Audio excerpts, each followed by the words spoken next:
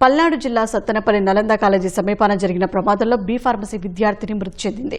లలితశ్రీ అనే విద్యార్థినిపై రోడ్డుపై వెళ్తుండగా క్రెయిన్ ఆమెను బలంగా ఢీకొట్టింది. తీవ్రంగా గాయపడిన లలితను స్థానికులు ఆసుపత్రికి తరలించగా అప్పటికే చనిపోయినట్లు వైద్యులు తెలిపారు. రహదారి పనులు చేసేటప్పుడు కాంట్రాక్టు సంస్థ కనీస జాగ్రత్తలు తీసుకోకపోవడమే ప్రమాదానికి కారణమని స్థానికులు ఆగ్రహం వ్యక్తం చేస్తున్నారు. డ్రైవర్ అజాగ్రత్త వల్లే యువతి ప్రాణాలు కోల్పోయిందని మండిపడ్డారు. ప్రమాద స్థలాన్ని పరిశీలించిన పోలీసులు కేసు నమోదు చేసి దర్యాప్తు చేపట్టారు. గుంటూరు జిల్లా పొండూరు మండలం మామిళ్లపల్లికి చెందిన లలితశ్రీ సత్తెనపల్లి నలందలో బి ఫార్మసీ చివరి సంవత్సరం చదువుతోంది. స్నేహితులతో కలిసి కాంతిపూడిలో అద్దె గదిలో ఉంటోంది. లలిత మృతితో ఆమె కుటుంబ సభ్యులు తీవ్ర శోకంలో మునిగిపోయారు.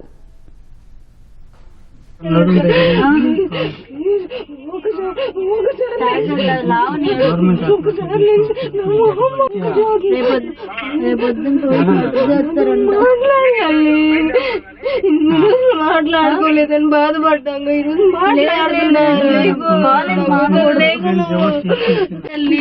తట్టుకోలేకపోతున్నా. ఒకసారి లేకు నా వంక చూడలల్లి, ఒకసారి మాట్లాడుకోదే. అందరం కలిసి ఉన్నాం కదే, అలా ఎలా వెళ్ళిపోతావు నువ్వు?